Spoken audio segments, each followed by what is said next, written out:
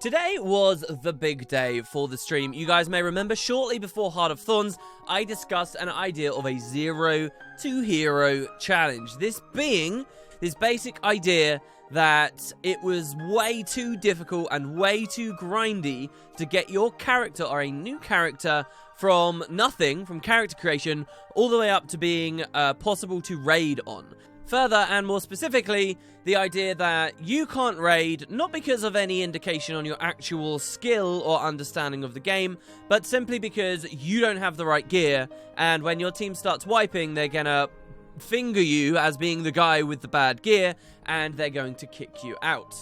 So I've always very much been in the camp that I don't believe Guild Wars 2 is a particularly grindy game, and though I appreciate Ascended Armor is very difficult to get, I actually question its value and consider it to be very rarely, if ever, a worthwhile investment for most players.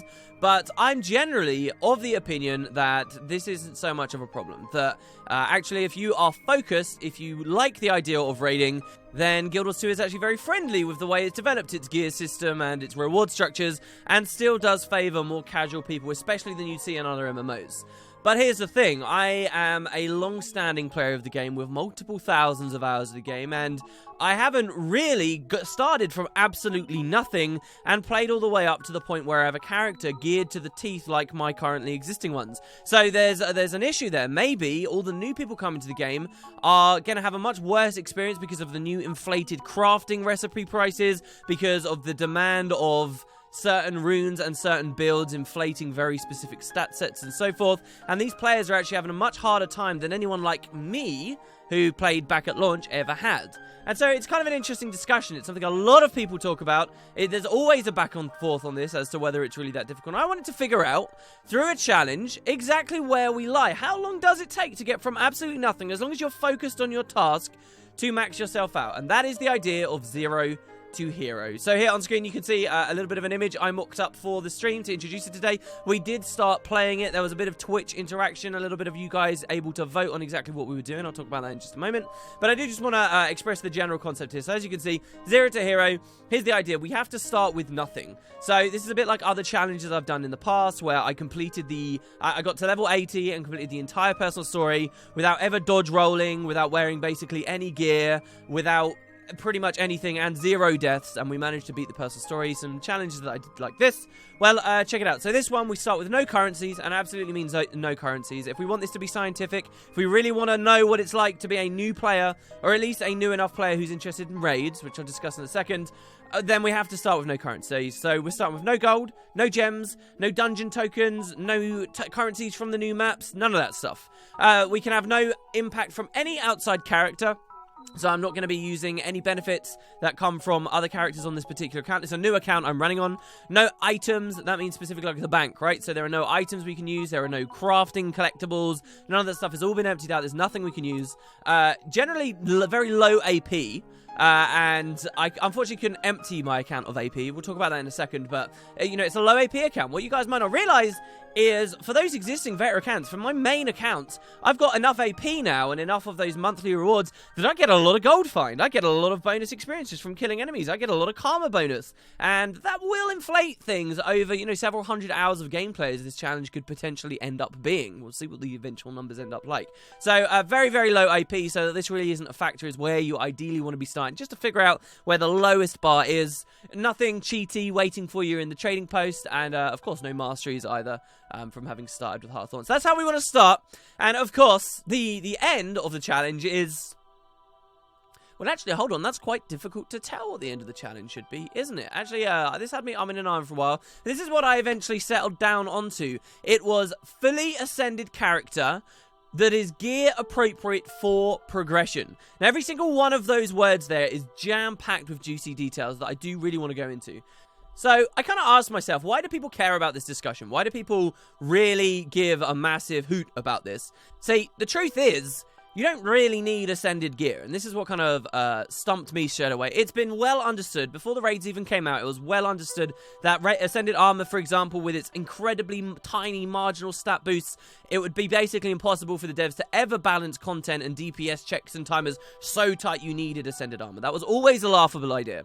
but it's been demonstrated by guilds now. At this point, specifically King did a full run of the first wing of the raid that we've seen so far. All raiding content that exists in the game, they've managed to complete in pure exotic gear. So you don't actually need ascended stuff. But then it wouldn't really be fair for me to end the challenge as soon as I get a fully exoticed up level 80 character, because even though that's possible, even though it's been demonstrated, you can 5-man the Veil Guardian, right? You can 5-man the first boss, even though it's been demonstrated that you can kill Gorseval, the second boss, by skipping. You have so much damage by skipping most of his mechanics. Even though these things have been demonstrated, they are not what the average player and the average person who is participating in this discussion and worried about Guild Wars 2 will ever reach. These are really rare, really difficult places to be, and importantly, you're only ever going to get to that position where you can 5-man one of the raid bosses, or perhaps more importantly, clear the entire wing in just exotic gear. You're not going to be at that point until you've already practiced it loads as an individual, as a group, and during that time, that is where people will really care about having their gear. That's where people will be relying on the good gear. And so that's why I decided instead to go with this endpoint. I was really tempted, for example, to say, all right, look, it will end the 0 to Hero challenge when you beat the raid. Right? Surely that's good enough, you know? Well, once I create a new character, start from scratch, when that account has cleared the raid, then surely that's it, right? We've proved the point that you can do it without too much grind preceding it.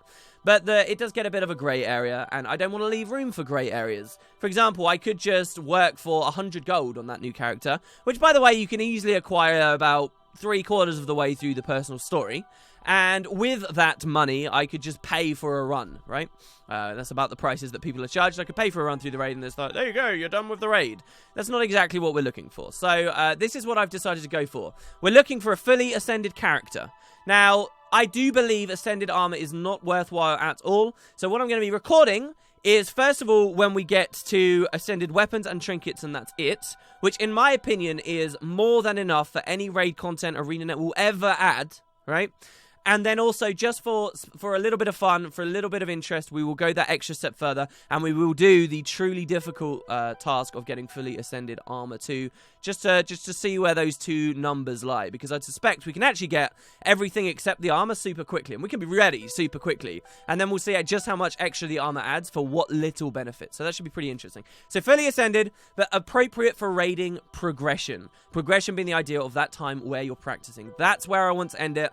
That's when we can be guilt-free, and that is when you are at the hero stage, and you can go off and you can raid.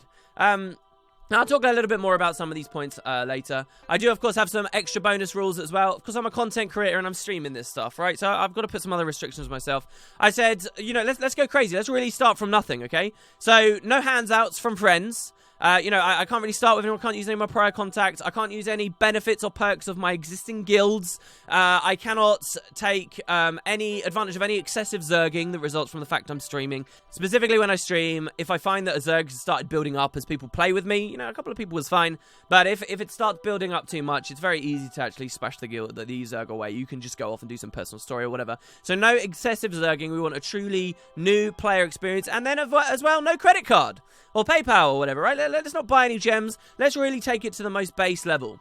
Now, of course, basically no one in the game is going to go to this extreme low bar. We are seeing what the lowest bar is.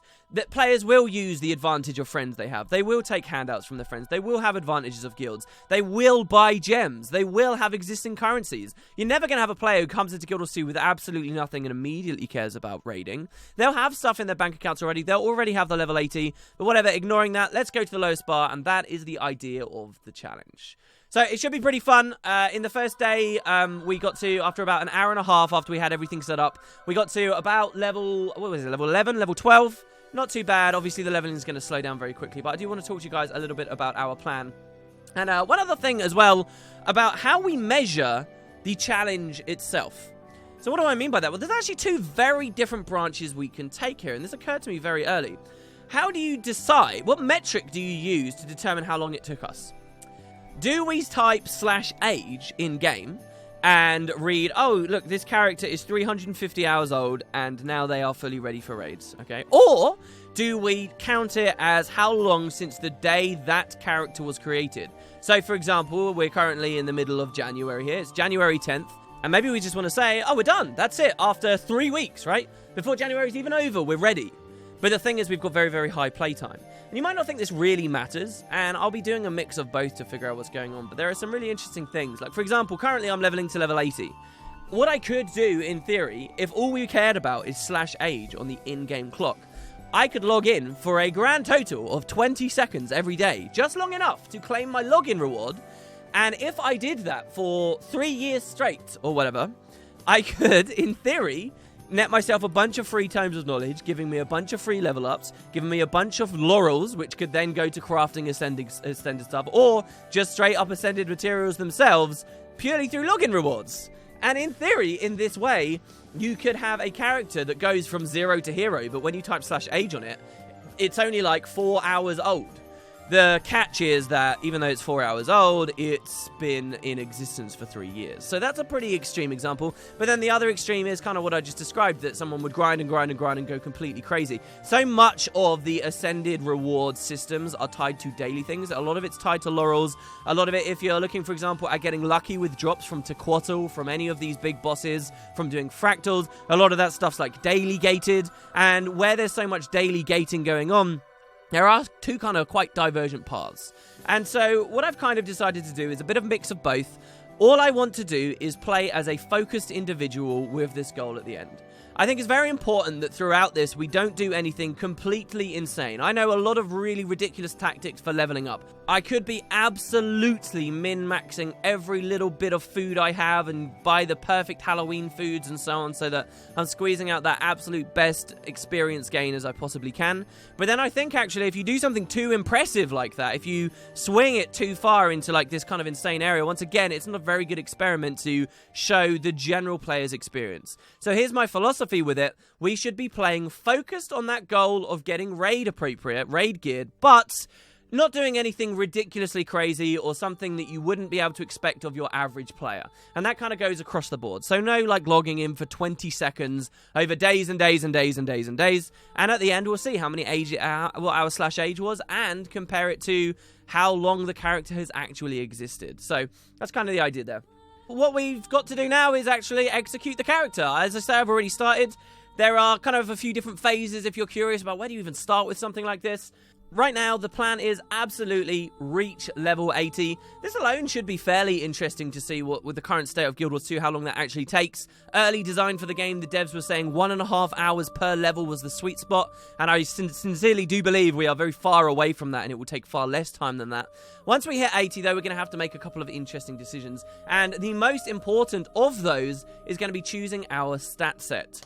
So I opened up it to a vote so that people could decide what class they want to see 0 to hero be done on. Initially, I did a vote where I expressed a lot of personal enthusiasm at Daredevil.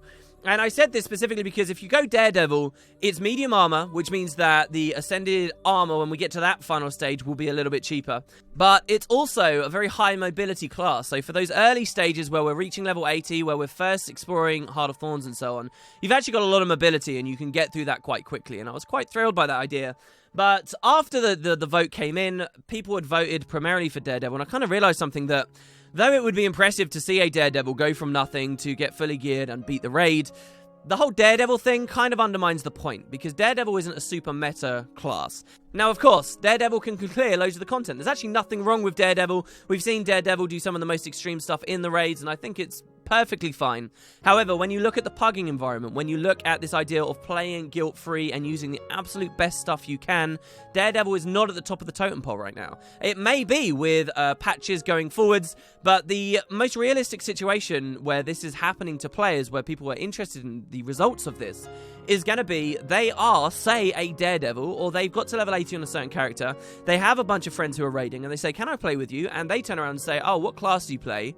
Oh, sorry, we already have that rolled field, or, oh, we don't play with that, we need you to be a herald or something. And then people are forced to make a new character and go all the way up. That's the real scenario. So I think it kind of undermines the strength of the challenge to do all of this effort just to play a class that would struggle to get into pugs anyway in the first place. And that's just for today's culture. That's just because of the community at large. In my opinion, poor perception of the strengths of Daredevil and the way that the current wing has been designed. I'm sure that future wings will play into the virtues of the Daredevil far greater. So instead, we did another poll, and I just left the stuff on the top of the totem pole this time. I left Chronomancer tanks I left Heralds, I left Berserkers, and I left Druids. And people voted for Druids. So we are a Ranger. We're going to be doing the Druid route. That was decision number 1, of course, which you guys got to make. Now, for level 80, though, because we're a Druid, we've got a couple of more things to think about, and that's the stat set that we run. Druid's actually really interesting. We don't have to make this decision just yet, but there's a lot of discussion right now in the community as to whether you should run a heal set or a Zerk set. The benefits versus the risk of running Zerk, in my opinion, is not worth it, but that is a subjective opinion. But there are a variety of stat sets that every player is going to have to choose when they pick their Ascended angle, right? When you very first start, what are you going to go for? Like, for us on the Druid, I think that the main ones that we'll be looking at are Magi's, Zealots, Berserker, and Clerics. And so we're going to have to decide one of those. That's going to be the next part of the plan. And it's going to be a really difficult decision because depending on what you choose, like if we went for Zealots, right, suddenly you're massively exaggerating the amount of time it will take to finish this challenge. Depending on the gear set you go, there can be wild swings in the amount that each of these things costs. So we have to be very specific about what we do. What do we go for the cheaper one, even though we're less likely to get a group? Like, where's the risk reward there? It's going to be quite cool. Not to mention, of course, it's not just the price of the materials and how the market works, but it's the cost of getting a 500 craft character, potentially, in one of those areas too, unless we're going to try and rely on the, you know, the daily reward RNG route. So it's going to be cool. And then basically we're in the section, once we've hit level 18, we've decided on that, of getting the Ascended gear. We're going to focus on our trinkets first, then we're going to be getting our weapon. Weapons, I predict, are actually very easy to get now. People will tell you they're expensive and important, which is true, but I believe that with the Elite Specialization new collections in the game, they're actually not bad at all. I can very easily see myself, you know, unlocking the Druid and sorting myself out with a nice, easy staff, just playing through Heart of Thorn stuff while I work towards actually unlocking that Elite Specialization. And at that point, we're pretty much good. The trinket shouldn't be too hard. The weapon through that collection shouldn't be too hard. And then I believe at that point we'll be raid ready. We'll mark that time down, and then we'll see about this whole Ascended armor malarkey. And that's kind of where we're at. A couple of notes as well as I go into it. There are some things I couldn't be particularly scientific about the challenge. You have to assess your own flaws with your own methodologies. So, for example, we started with 2 karma instead of truly no karma, and this ruins the... Okay. Alright, so the karma thing doesn't matter too much. One thing I couldn't really control very much was how much daily progression my account already had. In a perfect world, I would only start 0 to hero when my daily progression for the login rewards was at the very, very, very beginning, but we're about halfway through, so that kind of undermines the experiment a little. The fact that I'm starting, maybe some people could say, with like 300 AP instead of truly 0 AP might mean I get a little bit more gold find earlier than other players, and then that's going to blow out of proportion. But I don't think that these are big problems, and I do think that with everything I've expressed to you in this video, when we do come to this eventual number and we do figure out how long this takes, it's going to be pretty sturdy against criticism of our methodology here. And I'm very curious, you know, to see whether the results do come back that it takes me 600 or 700 hours, like a ridiculous amount of time, just to get to the end, and I realize, oh my god, I'm completely out of touch. You know, I crafted my Ascended stuff before Heart of Thorns. I didn't realize how out of whack the economy had got. I didn't realize how bad the dungeon gold nerf had got. I'm completely out of touch, and now I have a better understanding of how difficult Ascended stuff is to get.